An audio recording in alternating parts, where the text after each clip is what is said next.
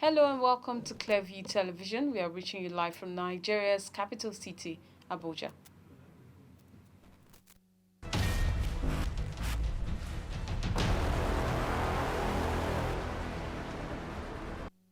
Nigerians call for stiffer penalty for rape to help check the increasing social menace.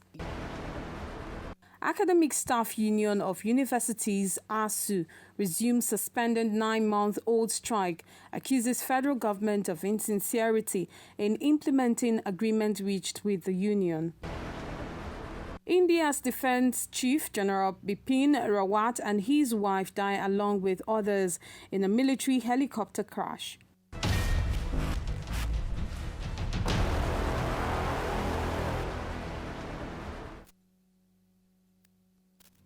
I am Prudence Sokoto now with the details of these and more stories.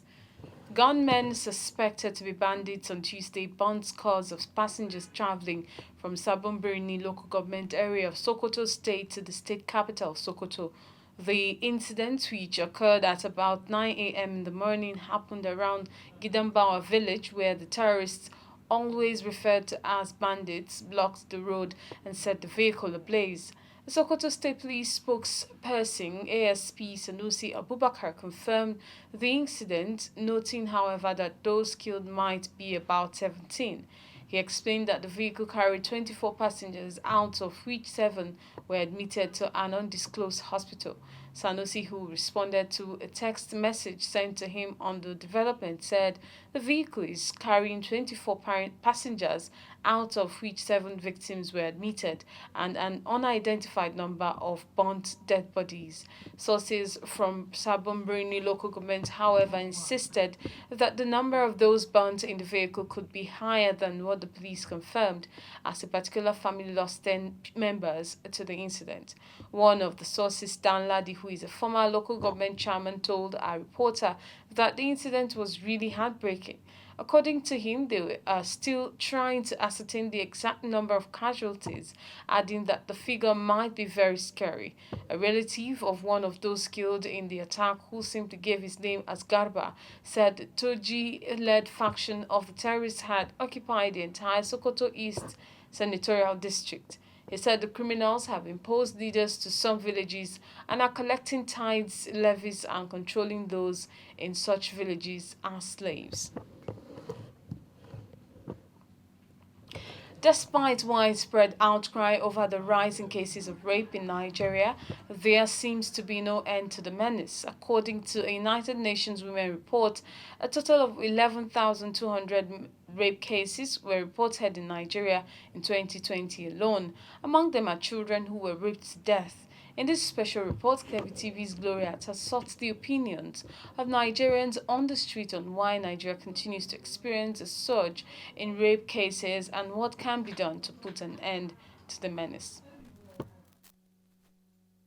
Violence against women and girls continue to grow at an alarming rate. In 2020, a total of 11,200 rape cases were reported. Some of these included children who were raped to death. In a 2020 survey conducted by the United Nations, about 43.5% of female children were given out in early marriages, 18.4% suffered from female genital mutilation, 17.4% suffered from lifetime physical or secular intimate partner violence. The report also shows that 1 in every 3 girls would have experienced at least one form of sexual abuse by the time they reach 25 years. The world today is changing, but unfortunately, sexual assault is still happening every single day. People are beginning to talk about it more, but it is still not reaching a point where there is a solution. Despite increased advocacy campaigns against rape and other forms of violence against women in the last few years, one still wonders why rape appears to be a fashionable trend in the Nigerian society. Clearview Television interacted with some Nigerians on the street on the causes of this plague, which is threatening to eat up our world. The mainstream media, the content, entertainment content that we watch these days, also sexualize the female object. The female gender. The female gender. They sexualize them. And then there is an angle from the drug abuse path. There's an angle, okay, where young people abuse drugs, and then begin to have so many ideas running in their heads. The rape issue again, the alcohol that is the different type of alcohol that we have these days, they tend to make the body react anyhow. A lot of ladies today, they are no longer dressing proper. And if you see somebody who is a randy type or who has a very high sexual libido that see a lady dressing half naked in a very tight place, he will definitely make the attempt. So, what can be done to end this ticking time bomb that is fast threatening the nation's future? So it boils down to upbringing. It boils down to roles by traditional and religious institutions. Government can only do the bit. Whoever is found wanting of rape charges will face justice. What we're advocating now is more enforcement of the law. We're advocating education for the mothers of most of these children who don't even know their rights. Some of them want to protect their marriages, and so because the offenses are happening within their marriages, fathers are raping their children. So they want to protect their marriages and they don't want to speak up. Some are simply just afraid of their lives and don't want to speak up. So the government and the law should protect the victim. Aside the law being implemented, it also comes down to the individual also, like the mode of dressing, your timing. If you go out, you come back early, and the areas you follow.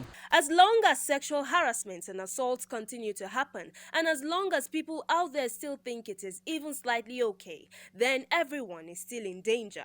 To help reverse the ugly trend, concerned Nigerians and stakeholders have called for the need for all hands to be on deck to save women, children, the future, and the world at large. Gloria Atta, reporting for Clearview Television. Stakeholders are converging on Abuja, the nation's capital, to once again revisit and deliberate on the reform and enforcement of the laws on rape and other related sexual offences. They are calling for a review of the Criminal Code Act of the Federation of Nigeria 2004 and the Penal Code Act of the Federal Capital Territory Abuja 2007 in order to bring them in tune with international best practices. Clearview TV's Emil Fonokon has the details. The stakeholders meeting is organized by the Nigerian Law Reform Commission as one of the critical stages in the law reform process. The forum is to obtain the views of legal experts, stakeholders, and the general public on proposals for the reform of the relevant laws on rape and other related sexual offenses. In a welcome address, the chairperson, Nigerian Law Reform Commission, Jomai Audu, said the commission is empowered under Section 5 and 7 of its Establishment Acts to reform the laws on rape and other related sexual offenses as applicable to the Federal Capital Territory.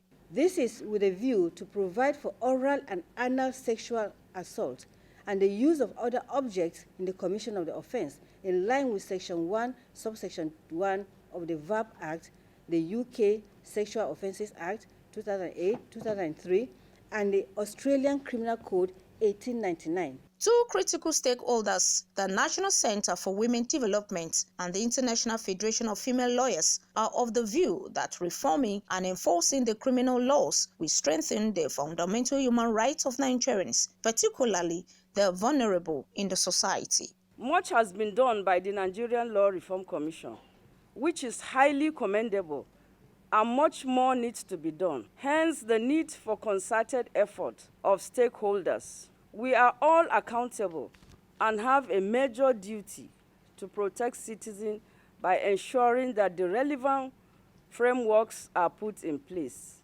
We are confident that reforming the laws on the offense of rape and other related offenses, sexual offenses, to take into cognizance the definition of rape in accordance with advanced jurisdictions, clarifying issues of consent and corroboration, criminalizing marital rape and child marriage will strengthen our resolve and those of other stakeholders to promote the fundamental rights to dignity of the human person under Section 34 of the Constitution of the Federal Republic of Nigeria, 1999. The Attorney General of the Federation and Minister of Justice, Abubakar Malami, who was represented by the Director of Planning, Research and Statistics, Victoria Fila, said the existing laws are inadequate and outdated as rapists now devise several criminal methods not covered by the penal codes and other existing laws to further commit sexual abuses.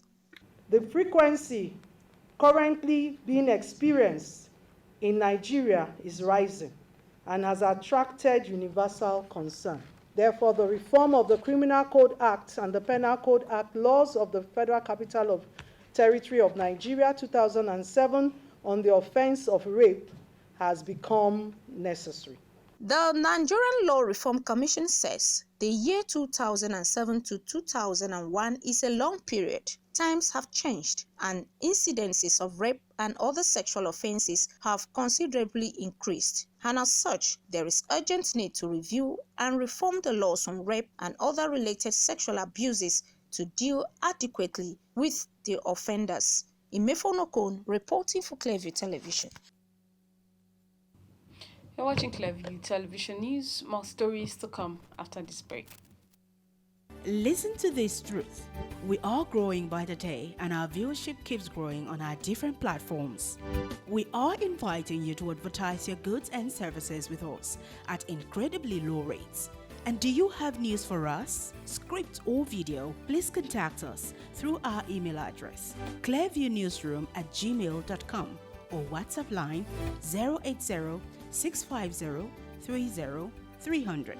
Again, 080-650-30-300. Welcome on board.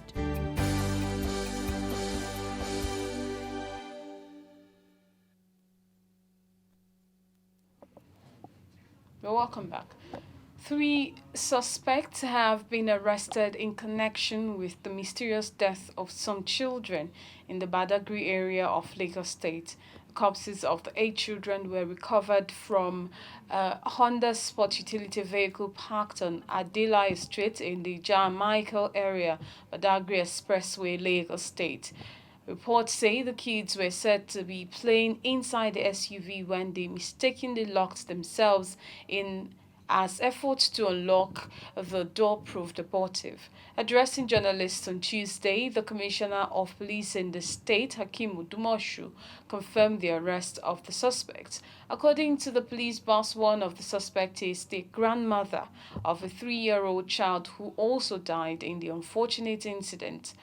The arrest comes 24 hours after the State Police Command said it is investigating the death of the 8 children. The police public relations officer in the state, Adekunle Ajishabutu, narrated how their bodies were found locked in the vehicle. Multiple reports suggest that the car had a child lock feature and could only be opened from outside. The children, mostly between 4 and 6 years old, were reportedly found dead when a parent was looking for her child. And there was pandemonium in Idogbo Secondary School in Ipoba, Oka local government area of Edo State as students of the school in a viral video seen yesterday went haywire, setting a section of the school ablaze just as they vandalized the principal's office. They were said to have also harassed a policeman on duty in the school while the students were writing exams. The students were seen chasing a man believed to be the principal, who outran them. In anger, the rampaging students returned to the school premises and destroyed the principal's office. It was gathered that the incident happened when one of them had an altercation with a policeman drafted to the school to maintain law and order, and in the process overpowered the policeman, who was stripped by the irate students. A source in the school who spoke on the condition of anonymity said the school management invited security personnel in anticipation of security breaches in the school as it had become a regular occurrence, especially during festive and examination seasons.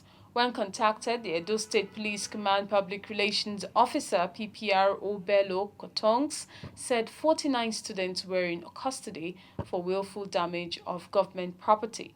None has been charged to court yet. Another fresh crisis has enveloped state-owned universities in Nigeria following the expiration of the three-week ultimatum issued to the federal government by the Academic Staff Union of Universities, ASU. The union says it has commenced consultations with its branches across the country to agree on the shutting down of public universities. ASU said its decision is informed by the federal government's failure to implement fully the agreement contained in the Memorandum of Understanding it signed with the union before the suspension of its last strike.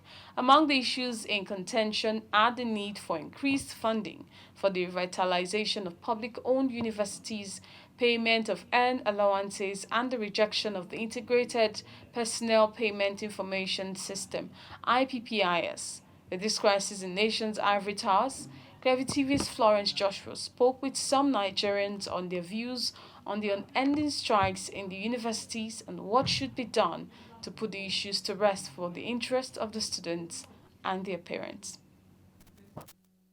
Meeting the agreement he had with ASU and make sure students return back to school. And if they have not gone on strike, ASU too should also find a way of seeing how they can meet the government. Not like every time ASU. I'm even tired of the demand. I don't even know what the demands are all about again. Like every now and then we hear ASU is going on strike, ASU is going on strike. It's becoming like a music that we hear every morning. ASU going on strike is like a normal thing. And I think it's high time governments address the issue and see how they can resolve this once and for all. Because the education sector is not something you should play with. We are tired though. Like, we are just tired of the strike, hospitals, schools, everywhere. I'm even hearing that they say NEPA too are on strike. So the thing is just crazy. Like, we are tired. So the government should just come to our aid. At least they should just try and help us.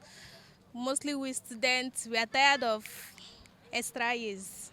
We want to finish and start working. We are just tired. I think the government has not been taking seriously education in Nigeria. That's why ASU keep embarking on strike. Of course, if you have teachers in the higher institution after teaching and there is no remuneration, you go to the lab, there is no equipment for research and order. So I really don't blame ASU for going on strike. Rather, I blame the government. Kogi state government has signed an agreement with an international real estate firm, Oyinks First Risers Limited, for the construction of 1,000 affordable housing units in the state.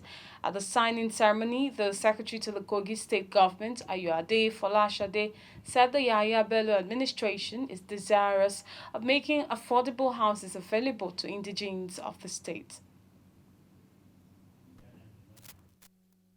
Signing the Memorandum of Understanding on behalf of the state government, the SSG Ayuade Folashade described the housing scheme as a welcome development as it would help reduce housing defects in the state, as well as create employment opportunities and yield other benefits to the state. She noted that the state is unique in terms of its abundant natural resources, adding that Governor Yahya Bello's huge investments in security is not only deliberate, but aimed at making the state conducive for people and investors. I need to assure you that you're investing in the right place because Kogi State is one of the safest in Nigeria. Despite the complexity of our location, God has been using the governor to keep us safe and sound to his glory. And I want to sincerely welcome you. We will be signing the agreements between Kogi State and Onyx First Risers Limited. And it's just for the provision of 1,000 units of affordable housing schemes in Kogi State. And we mean the word affordable. We wouldn't want a situation where we sign agreements and Kogi citizens won't be able to afford it. And I repeat, it has to be affordable. The special advisor to the governor on economic finance and investment, who is also the chief executive officer of Kogi State Investment Promotion Agency, Abdulkarim Siyaka, said the state government is committed to attracting meaningful investments to make living easier for the people and improve the state's internally generated revenue. He also spoke on how one can become a beneficiary of the housing scheme. We have housing needs. We have deficit of housing needs. That is why the government of His Excellency Alajaya Bello, is interested in opening up housing estate within the state. The chairman of ONYX First Raisers, S.L. Kagbari, who signed on behalf of his firm, commended the government for providing a conducive environment for investment. He promised to ensure timely and quality delivery of 1,000 housing units, whose construction is scheduled to begin in January 2022. Thank His Excellency, the Executive Governor, who gave this opportunity for us to come and invest in the state, considering the conducive investment environment, and also the technocrats put in place to work with us to facilitate and get this to this stage. This exercise was conceived about 3 months ago, that's about 90 days ago in September, and today we've betted with the signing of the agreement that springboard the construction and building of those housing units. The state government also signed another memorandum of understanding with EFOS Agro Development Agency, a Russian-based firm to invest in commercial-scale maize farming in Osara. The investment is projected to generate at least 5,000 jobs and improve the IGR of the state by over 1 billion naira. Similarly, the MOU with Emporium Industries Limited is targeted towards resuscitating the state fertilizer industry located in Ajaokuta local government area. Ridwan Ogbara, reporting for Clearview Television. And Big Brother Niger Season 6 winner and singer with White Money has said he will be winning a Grammy Award next year. This statement is coming on the backlash he has been receiving from some critics over his recently released single Silense. Let's now join Gloria Atta for details of this and more stories on our entertainment segment. Hello and welcome to our entertainment segment where we bring you juicy stories from the entertainment industry. I am Gloria Atta. Stay with me. Big Brother Naija Season 6 winner and singer White Money has reacted to criticism trailing his new single, Silense. The reality star recently released his first song since he won the reality show, which gathered mixed reactions among Nigerians. Some days ago, a Nigerian journalist and other internet users advised him to quit music and explore other career paths. While speaking in an interview, White Money said he has received tons of hate comments from people who tend to compare him to past Big Brother Naija winners. While speaking on where he sees his career a year from now, the reality star affirmed that by next year he would be a Grammy Award winner. I love your spirit, bro. Please bring that Grammy home next year. No time. In the wake of the Sylvester Oromoni incident, singer Simi has expressed her disapproval of parents who send their wards to boarding school. According to her, the age children are sent to boarding school is sensitive and that they need their parents at that time, which is very true. Nollywood actress and latest mother in town, Iniedo, has blown hot on those offering unsolicited opinions about her decision to conceive her daughter through surrogacy. The actress came under fire after disclosing that she opted for a sperm donor to protect herself from unnecessary drama, and some Nigerians berated her with talks that the child will need her father in her life. Iniedo has now taken to social media to say her daughter's donor is not a random person and asked Nigerians to leave them alone. Nigerians, please, let's drink water and mind our business on this issue. If she's happy, then y'all should be happy for her. Come on. Actor Samuel Ajibola, also known as Spiff, has bagged a master's degree. The actor shared his excitement on Instagram, revealing it is a lifelong dream he has nurtured since he was in primary school. He also revealed that his father had always wanted all his kids to further their education to at least the master's level, and as the first child, he was determined to set a good example for his siblings. Big congratulations to him. British music star Adele has banned unvaccinated fans from attending her upcoming concerts. The mother of one who sent the globe into a frenzy when she announced the 24th date run at the Colosseum at Caesar's Palace in Sin City last month has added a hard rule which might stop many from attending the concert, which begins on January 21st. No vaccination, no entry. Popular American TV personality Nick Cannon has lost his youngest child, Zen, to brain cancer. The father of 7, who tearfully shared the announcement on his show, narrated how he and his family discovered Zen was battling with hydrocephalus, a form of brain cancer. The family learned that Zen, who was Cannon's 7th child, had been building up fluid in his brain that turned out to be a malignant tumor. Nick Cannon and Alyssa Scott welcomed Zen in July. Well, all of us at Clearview here are sending out lots of love and hugs to you at this time, Nick. Alright guys, that's all we can take today on our entertainment segment. Many thanks for joining us. I am Gloria Atta, leading you back to Prudence. Thank you, Gloria. And on the foreign scene, a helicopter carrying India's Defense Chief General Bipin Rawat crashed this Wednesday with rescuers at the scene, saying at least 3 people were dead. Rawat is India's first Chief of Defense Staff, a position that the government established in 2019 and is seen as close to Prime Minister Narendra Modi. The 63-year-old was traveling in a Russian-made Mi-17 chopper that met with an accident near Kono. The Indian Air Force said on Twitter that Rawat and his wife were on board along with other officers and were headed to the Defense Services Staff College. He is credited with reducing insurgency on India's northeastern frontier and supervised a cross-border counter-insurgency operation into neighboring Myanmar.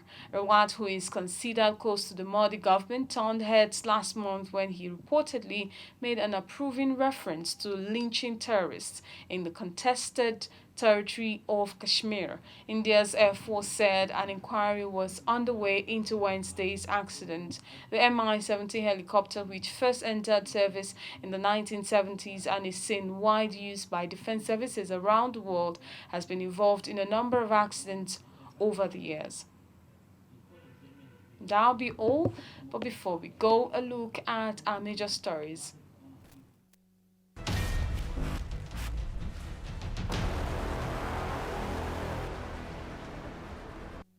Amidst divergent views on the causes of increasing cases of rape in the society, Nigerians have called for stiffer penalty for offenders to help check the social menace. The Academic Staff Union of Universities, ASU, has resumed its suspended 9-month-old strike, accusing the federal government of insincerity in implementing agreements reached with the union. And a helicopter belonging to the Indian Air Force crashed this Wednesday afternoon, killing the Defense Chief General Bipin Rawat and his wife, along with other serving officers on board.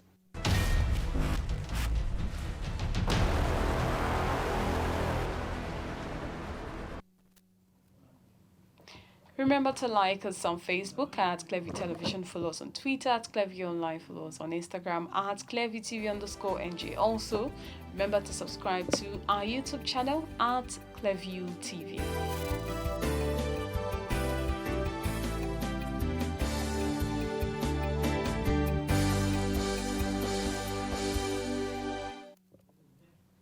I am Prudence Okona. Many thanks for joining us.